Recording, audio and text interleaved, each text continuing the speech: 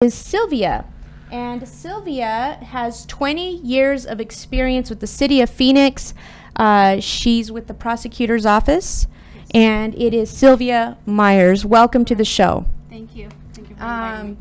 So, in a nutshell, what is the city of Phoenix and your organization, what have they done to increase public awareness with regard to sexual assaults and domestic violence?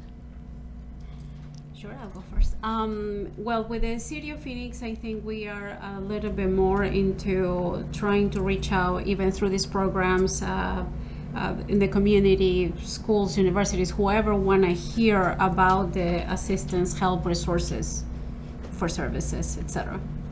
What's the climate like in the city of Phoenix? Is there a tremendous amount of problems? With the clientele that we have, because we also serve victims, people in the community that they might not know, they want to know at different levels, from human services level to police level to also prosecutor's office itself, which is the office that I am, to proceed with charges for the assumed suspects. And can you tell us a little bit more about your organization? And yeah, so I'm Victoria Riecher, and I'm with the Arizona Coalition to End Sexual and Domestic Violence, and we're a coalition of member organizations throughout the state of Arizona, working to end sexual and domestic violence. Our organization provides education and training to these member organizations and to others. So in my role, I often educate advocates, law enforcement, prosecutors sometimes. So we really raise awareness through our education. all right. And how long has the Arizona Coalition to End Sexual and Domestic Violence been in existence? It's been around since 1980. Wow. Yeah. Wow.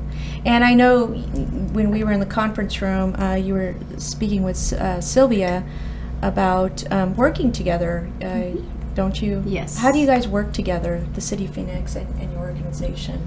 I think it varies. There's different levels, from trainings, conferences, awareness, and then also keeping each other maybe involved in all the events that we can participate to the whatever various capacities that each department might have.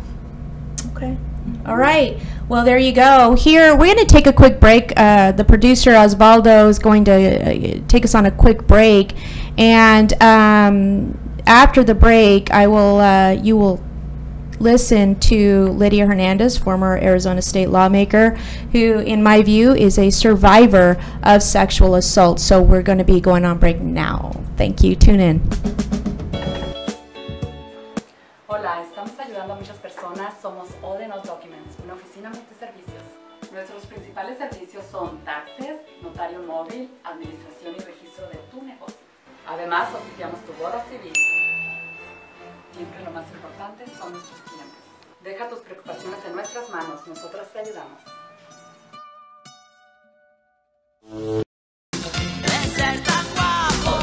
All right, hola, buenas tardes. Estamos de regreso con Frecuencia Alterna. Thank you for having us and inviting us into your, I'm going to say, technological devices, be it your cell phone, your laptop, but I'm glad that you're here. And as always, my name is Lydia Hernandez, and I am a former state legislator. I'm also an elected school board member, and I'm very passionate about providing resources to our community. Providing information, because there's a lot. We're talking about violence against women.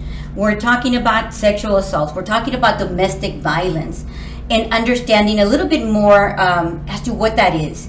But I'm going to tell you, personally, it's just something that to me is not only against the law, but it's unacceptable. It's unacceptable behavior, and we can do something about it. And what I just became part of the Me Too movement, and I've been using their toolkits, their resources, and making sure that I share that, because it creates an awareness. And I myself am learning a lot about the topic. Yes, although I've been on the receiving end as well, it's not always easy to come forward and share, confront. It can happen to anybody. So what I'm trying to do in sharing this resource around this topic is help folks understand what is that. So I know you guys come, you're very well credentialed from your representing your organization, the City of Phoenix, the Coalition. If we can talk a little bit, I know, Sylvia, you can talk to domestic violence. What is it? Can we share with folks? If nobody, I don't know if I'm in it, how can I tell what I'm experiencing is not something, because I want to be honest, I'm Latina. In my community, in talks with my parents, my mother, my grandparents, you know, we've been conditioned and taught that you don't disrespect your husband, you don't speak up. There's a certain role, but it's different now. The times are different. Although the law may be changed in the 60s, we all have different rights. But what is domestic violence? Can you tell us a little bit about that, and what does it look like? And then if we can, and anybody can answer this, you know, what can we do about it? Well, I will put it, everybody I'm sure heard the word control. So it starts with control. One person controlling another person. And that control goes from what you say, what you do, sometimes what you think, where you go, who you talk to, etc. And then it goes, how can you identify it, or how would you know somebody's controlling you? And there is this sense of, you know, when you feel control, you don't feel free to express, you don't feel free to debate or argue, or even say, oh, I'll be right back, I'm gonna go with my family, or oh, by the way, I have this meeting to attend to. But if you feel fear to communicate with a person that's supposed to love you, that's a problem. That's a first sign or signal or something to think about. So that control. So, and Osvaldo, I have to ask my director if we're okay with being able to hear her. So yeah, okay, making sure. Because I want to make sure people understand what that control looks like. Because, oh, I don't know, Lydia might be inventing that control. I can't invent, you know, I can't invent everything in this world, but control. And I see it, not just in, and we're talking about domestic violence, so it's something that happens in the home, either by family members or somebody that that tells you where you can't go, what time, you know, and and things like that. And when sometimes when you don't comply for whatever reason, your schedule, whatever, then it escalates, right? It escalates if you defend yourself, or, you know, I was busy, look, I can't always call you to tell you where I'm at. So maybe, you know, it escalates. Yes. So what happens, Sylvia? So if it does escalate, I'm in my home, I'm cooking dinner, I wasn't able to show where I was at. It escalates, you know, he starts an argument with me, I don't want to argue because I'm used to it. Perhaps, you know, he hits me. I mean, is that okay? What can I do? Is that something that I can call the police about? Yes, that's for sure. Certainly, everybody has different background, different experiences. The main key here is how safe you feel to reach out. Even the burning questions, what should I do? Sometimes it starts from there, start bothering you. Something is really wrong, and now it got into a physical. The laws, nobody can touch you. Nobody can hit you, push you, shove you, etc. But if you feel like you cannot leave, yes, you can always call 911. If you don't feel ready, at least try to reach out to another person that you might trust. It might not be a family. Sometimes it's a friend or someone in your professional or someone around you that you trust enough to tell them something. But yes, there is the laws certainly are very interesting to hear what happened. Now, for the victim, it's difficult to know once I call what would happen. Especially in our community, and I think we were off the air, but I'd be concerned. I have, especially when it comes to legal status, and here I am, I'm a mother. I don't want to put up with this abuse, or maybe I've lived in it for a few years, and I do want out. However, you know, the kids are still young, or I may wait. But what happens if I do call 911? Because I want protection. I don't want to put up with this anymore. However, my fear sets in about, okay, what's going to happen? Police is going to come. Are they going to take him? I don't work. I haven't worked maybe all my life. I'm a homemaker. What am I going to do? I'm even getting chills as I speak, because that is a reality for our families. But you know, I do want to say I'm very optimistic. I may be able to share with you, this is like the worst thing that could be happening to you at the moment, but you're not alone, and there are a lot of resources out there, and somebody doesn't have to put up with that kind of treatment and abuse. Especially in our families, we have networks, we have family members, we have friends. So you mentioned something that's very key. Talk to somebody. You know what? I'm the type of person. I'm very communicative. If I probably don't share something that I've been through, I'm going to get sick, very sick. I saw my mother go through it. You know, you don't say anything back. You swallow that. It's not healthy.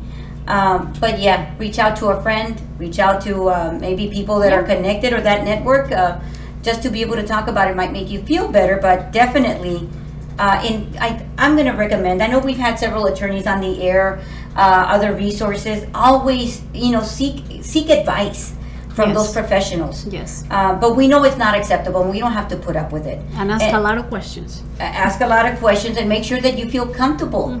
I don't think that there's ever a question that's a bad question. Right. Everything has an answer, and it might help us make a better decision as we move forward. Yeah. Now I know that you're working at a different capacity with the prosecutor's office, and you deal more. You know, once it's already, you don't have to prove it. I mean, that's already at that court level. You know, level. Yes.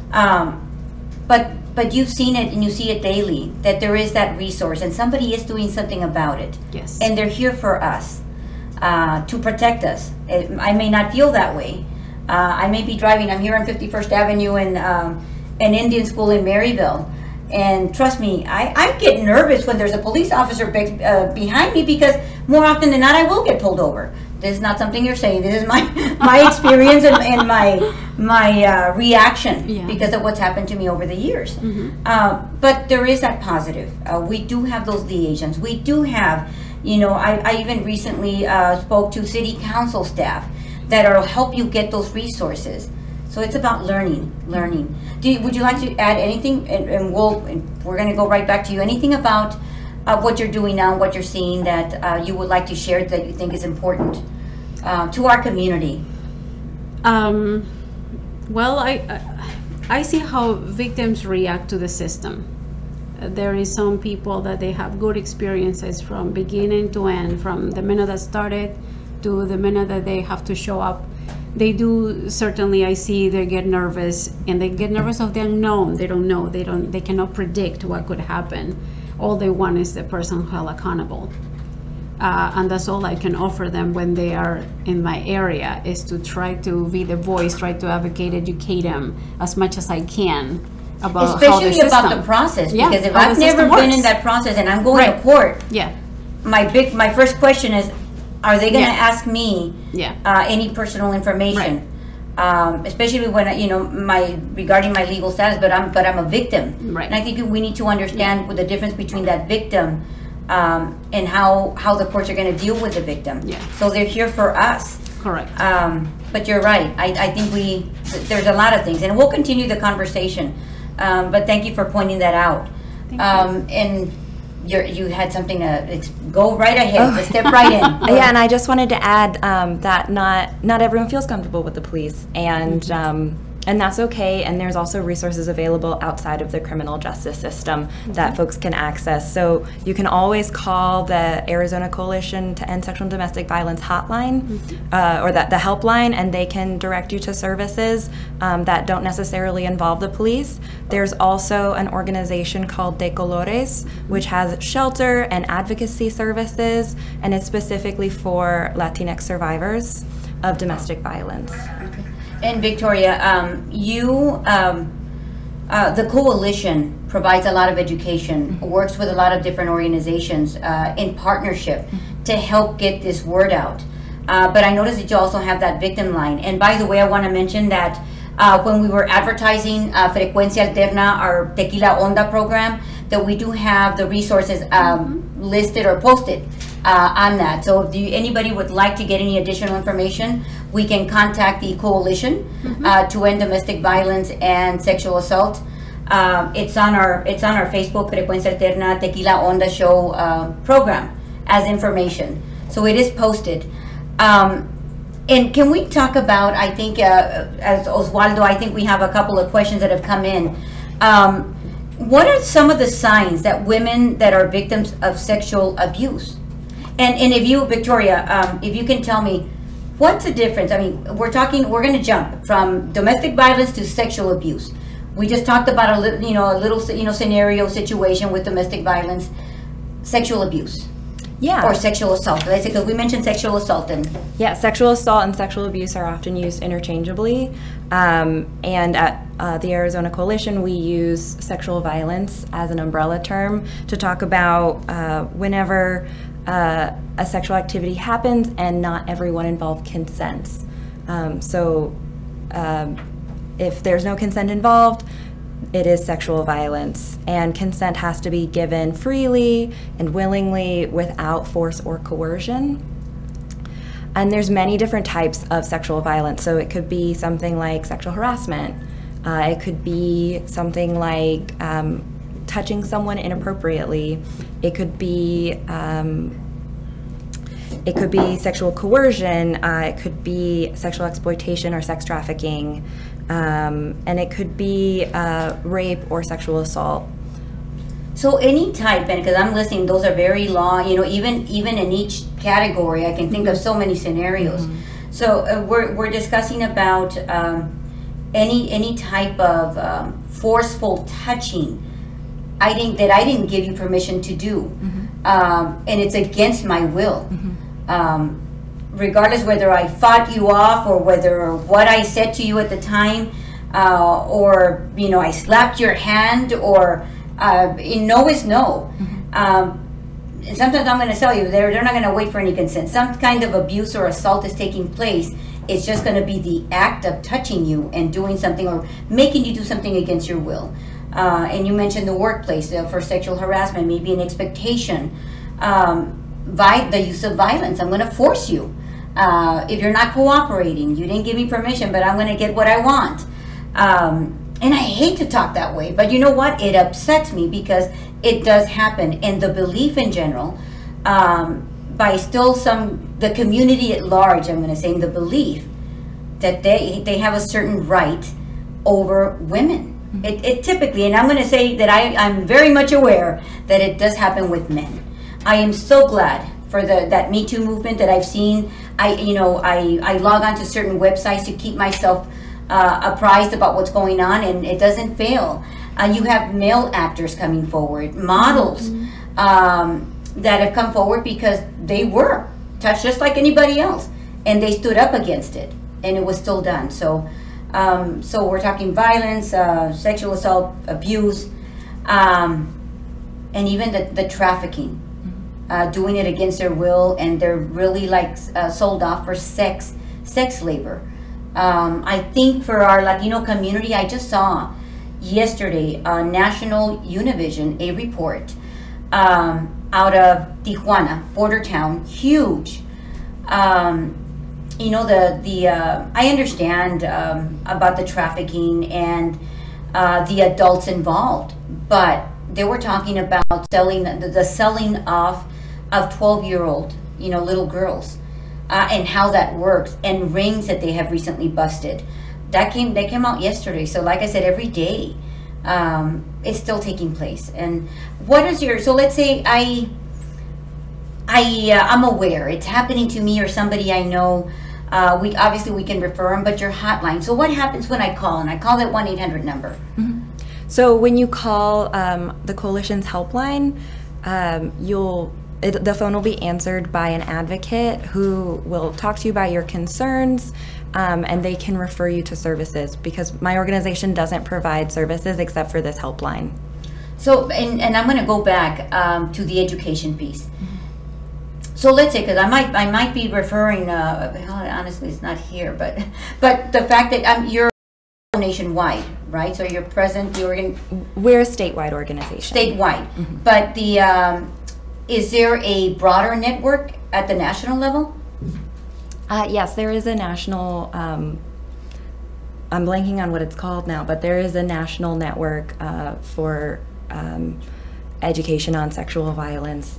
Yeah. Because you provide education, got my attention. So I have an organization, let's say a nonprofit. Normally unfortunately, we don't, reach out for those resources until something's happened. And we need to educate ourselves as to what, and educate our employees as to what this is. And perhaps, like recently the city of Phoenix, kudos to the city of Phoenix because they just adopted a policy. There was a lack of language to protect their employees, and I think the city of Phoenix recently just broadened the scope to allow, that explains a process that will involve elected officials as well, which is great. So in the absence of something, I'm finding organizations, even our own school district, by the way, we're just now putting together some language, a resolution, because we already have those protections through EEOC, and we have it advertised in the lounge, in the appropriate places. But it's like the discussion that we've had in our board is, we have a lot of policies in place, but are we really implementing? So if it's something that's important to us, and we're gonna highlight it by drafting a resolution that says, zero tolerance, remind you guys, just look out for our policy, but we are advocating for zero tolerance. We're not going to tolerate any type of discrimination or abuse or assault or whatever that may be. So there are organizations that you provide training to in forms of presentation with whomever the organization identifies that needs to be present at this type of training? Yeah, so we provide all kinds of trainings. Recently, we provided a training on the sexual violence core advocacy. So that's where advocates come and they learn about sexual violence and how to provide the best forms of advocacy to people who come forward, and they can be in any type of organization. So it could be advocates with the prosecutors, advocates with community-based organizations, or advocates at family advocacy centers. Mm-hmm. So you can, by inviting you over to speak or train, provide training to an organization or agency, whatever that may be, you're able to talk about what the topic is, the do's and don'ts, proper behavior, should somebody come forward, probably a protocol or process as to what they can do as victims. So we give trainings on what someone should say or do when someone comes forward. So if you have a friend who comes forward and tells you that they've been sexually assaulted, you want to convey that you believe them, and you want to listen to them and make them feel safe. So you can say things like, I believe you, it's not your fault, I'm sorry that happened to you. And you can also refer them to services. Like, you can show your friend our website, which has a list of all the services in the state for sexual and domestic violence. But you should also never pressure your friend to do something they don't feel comfortable with. So if they're not ready to report to the police, you don't want to pressure your friend to report to the police or report for them. It needs to be their decision. Yes, and let's say, so you do have somebody that comes forward and says, this happened to me, and you don't want to pressure me into going to the police. But obviously I'm sharing, I come to my supervisor or somebody because I do want to let you know something happened to me. So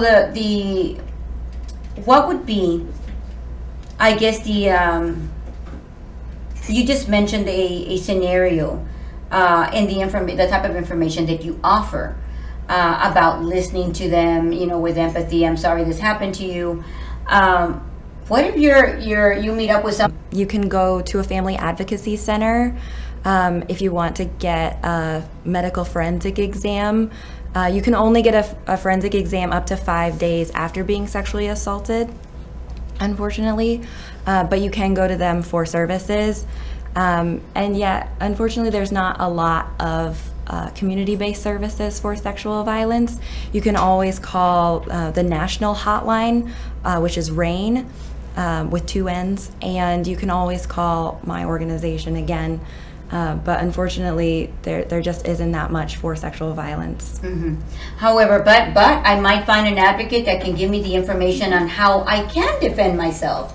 Perhaps even a referral, or even knowing about a referral to EEOC to talk to somebody about my rights. You know, what can be done about this?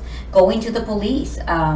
And like I said, and I understand it's about being respectful and not pushing, but hey, here's a list of resources. Think about it. You have any questions, let me know, or you can speak to somebody. I think that in itself is powerful, because I may not want to hear or be told what I need to do, but the options that are available to me should I want to defend myself. And even understanding, like we were talking back in our community, we're resilient. We put up with a lot. But even the understanding that, because I might feel like I'm alone. I'm the only one it happened to. Well, there is also the victims / survivors. By the time you start looking, you become surviving.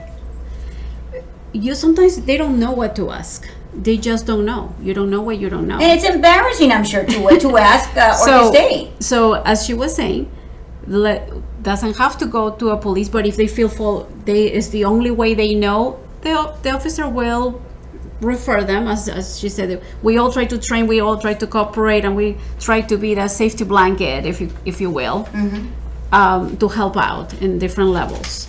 So then the family advocacy centers, in which doesn't have to be a report if the person is not ready, but at least it will hear options, outcomes, what happened if you go this way or that way. And it will be up to the person at least to know and then make a wiser decision. Yeah, especially like for me, knowing those, I think I've gone on so many websites. What is that, the famous attorney? I even went on her website and actually reached out to that law firm, huge law firm. But deadlines on which you're able to, maybe I'm not convinced, I don't know enough. Do I really want to go through with this? And then if I do make up my mind, okay, what are the deadlines that I've got to deal with? Okay, and we've got some questions coming up, and I know we're going to go to a little break here, but we've got some questions regarding a situation we're talking about off the air, and it has to do with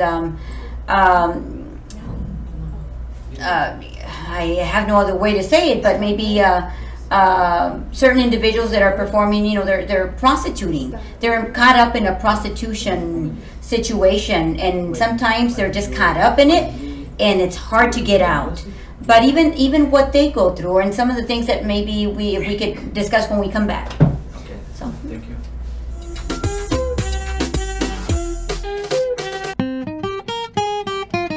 We're off. Okay. ¿Tuviste un accidente y no sabes qué hacer? Llámale a Pedro Cervantes de Wernicke McKinley. Recuerda, si no ganamos, tú no pagas. Puedes llamar al teléfono 623-680-9354. 623-680-9354.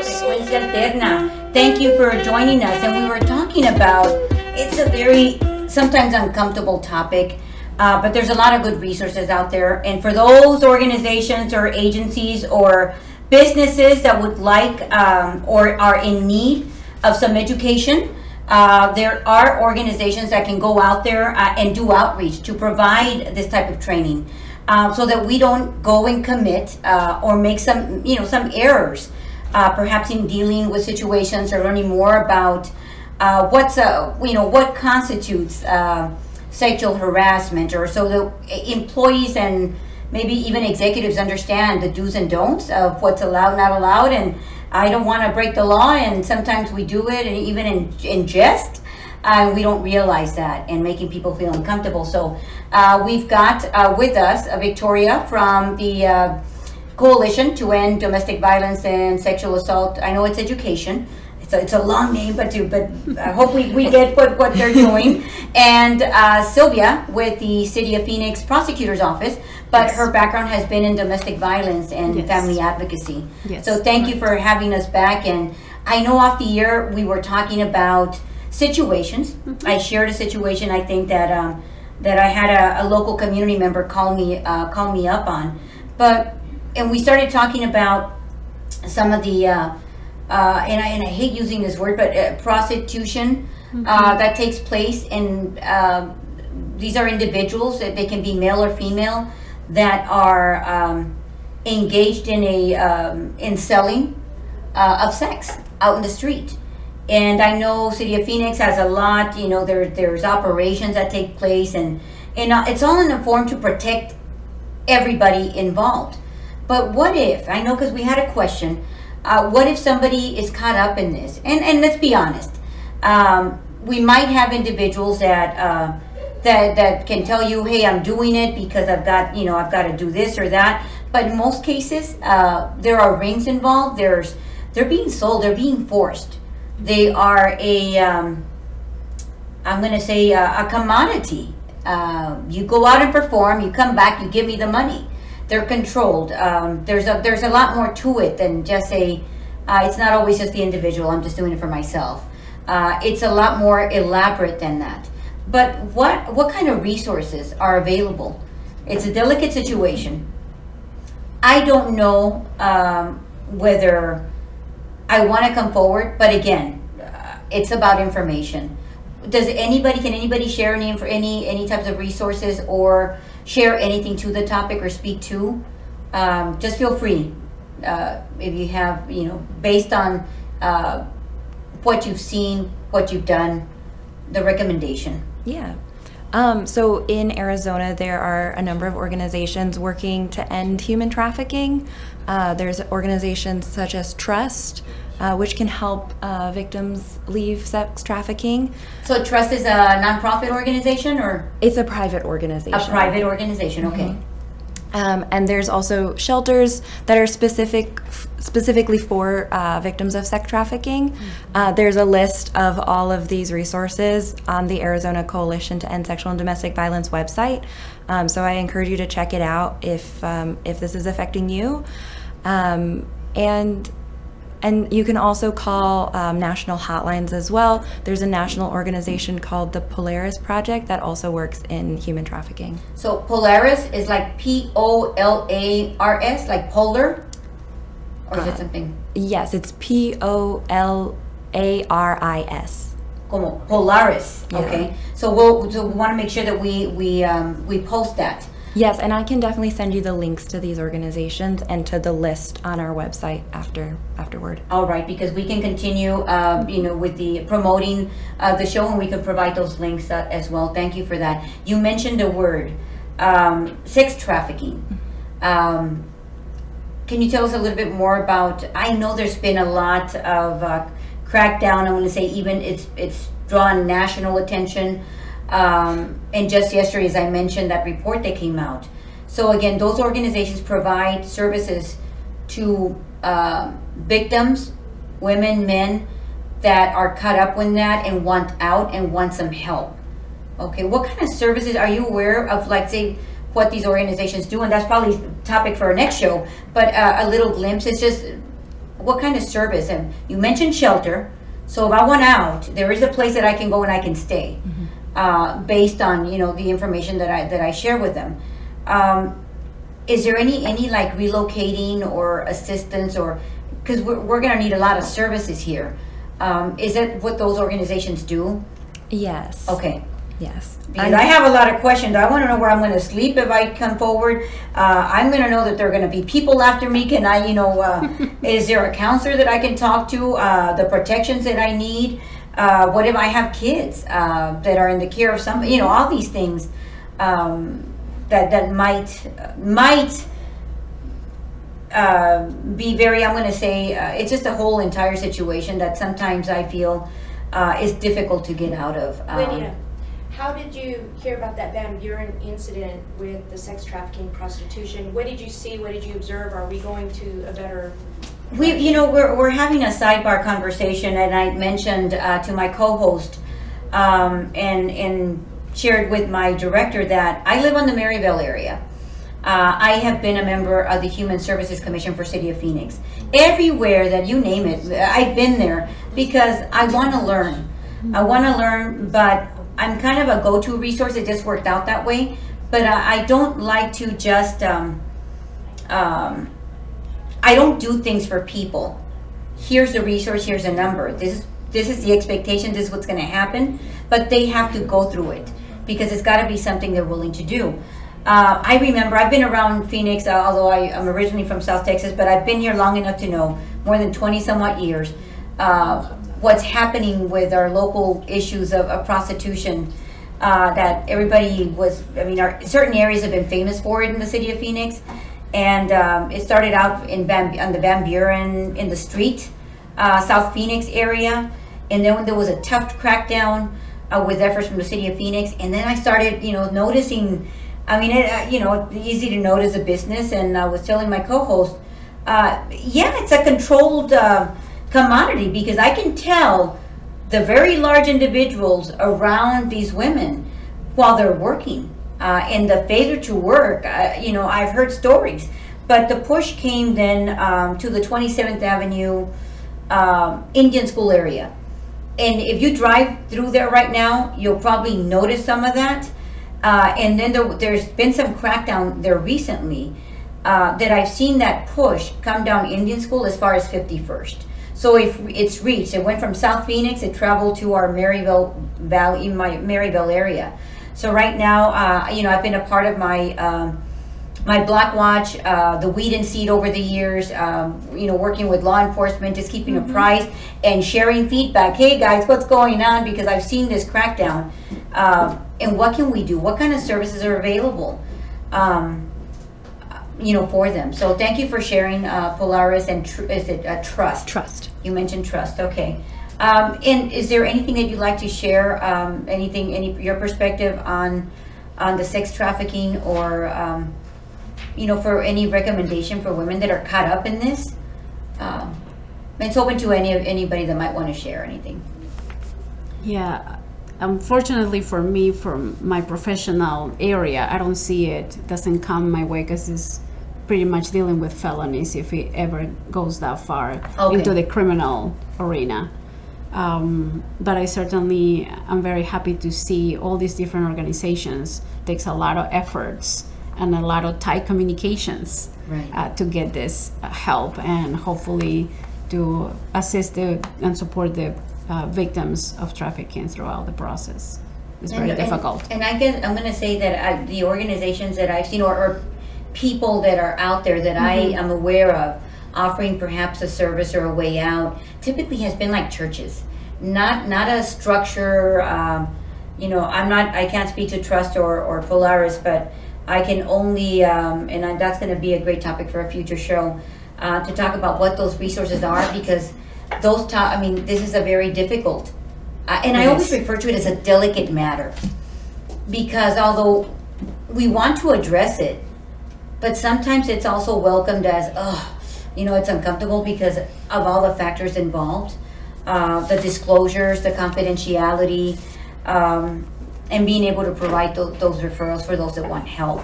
And I know we've got for those that there's a national hotline, I've been told. I know that the Arizona Coalition has a hotline, and I want to make sure I've got the right number. Because there is a national, and then there's the Arizona Coalition locally, and I want to be able to share that. And I know we're going to be posting it, so do know that it's gonna. You don't have to write it down now, but I will mention it. That we have is it this one? Yeah. Do you want me to read? Sure, please. Okay. So the national hotline, which is RAIN. You can go to rain.org if you prefer to chat in a text box, but you can also call their number. It's 1-800-656-4673. Thank you for that. And again, we'll just repeat it just in case. Yep, that's 1-800-656-4673. Got it. And like I said, we're also going to be posting it, so just to make sure that it will be offered to you.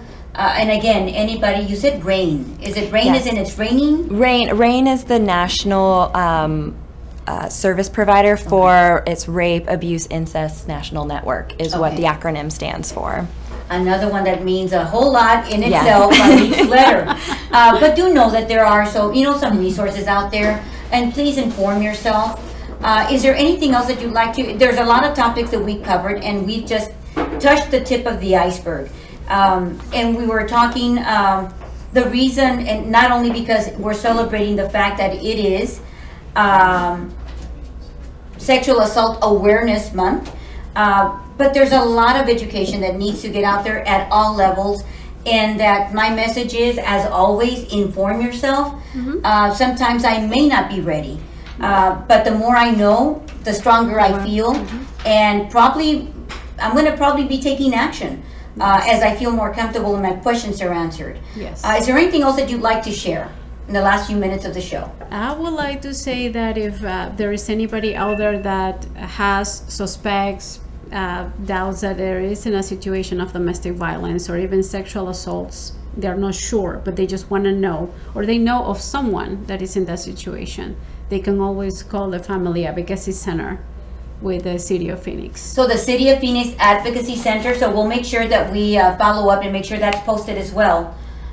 Is there a number? Yes. Okay. 602-534-2120. Again, 602-534-2120. Okay, Sylvia, thank you for that. Victoria, is there anything else that you want to leave us with? Yeah, I would just say that it's never the victim's fault if they've experienced sexual violence or domestic violence. There's always a possibility to heal. There's these organizations out there that want to help. Yeah, and it's always up to the survivor to choose their individual path. Yes. Thank you for that. And you said something that's going to stay with me because I've been doing a lot of research, and you're right. The abuse is never justifiable. I also have run into some information regarding, it's a little bit deeper, and it has to do with victim blaming and the inability either to do something about it, to address it, either because you might think it's going to hurt your organization or yourself. But there is something they can do and be proactive and be seen as the agency or entity, whomever that may be, of being able to say, we support women. We want an abuse-free, discriminatory-free environment for either whatever that entity may be. But it's never justifiable, and it's unacceptable, and it is against the law. So thank you for being with us on the show. We're going to be having, again, I'm going to repeat, those resources are going to be on our website. I'm going to be mentioning that the reason we're having this type of resource, especially around this month, because we want to create that awareness, but also we're going to break down the topic and get a little bit more involved into what each means, because I know it's a very broad and they're not all the same. And we were having an offline conversation about what's even the difference between domestic violence, or maybe I'm going to say the felony piece of it with the misdemeanor piece of it, that domestic violence might be misdemeanor, but depending on the situation and the course of what happened, might take it to a different level. So understanding all that is a whole lot to it, but we're committed to bringing you that information. And thank you for being today with our Tequila Onda show. And it's all about how we help victims get help through the coalition and through the City of Phoenix Services office as well. And I know there is a family advocacy, so correct. Come join